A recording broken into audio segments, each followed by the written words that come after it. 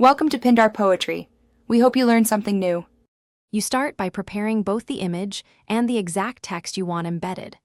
Upload your high-resolution image into Discord so Midjourney can reference it. Smaller files blur text.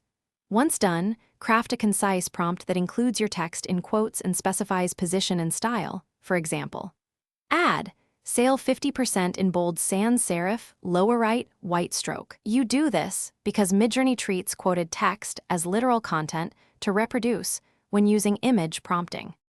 Next, you build the full prompt beginning with the uploaded image URL, followed by a comma and clear instructions.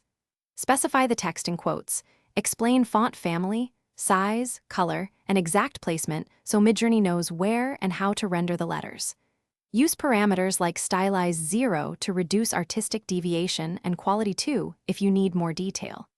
Make sure to frame the text as a graphic element, not as a scene description, because that forces literal reproduction of characters. Finally, you refine the generated images by upscaling variations or re-rolling with tightened prompts when characters look off.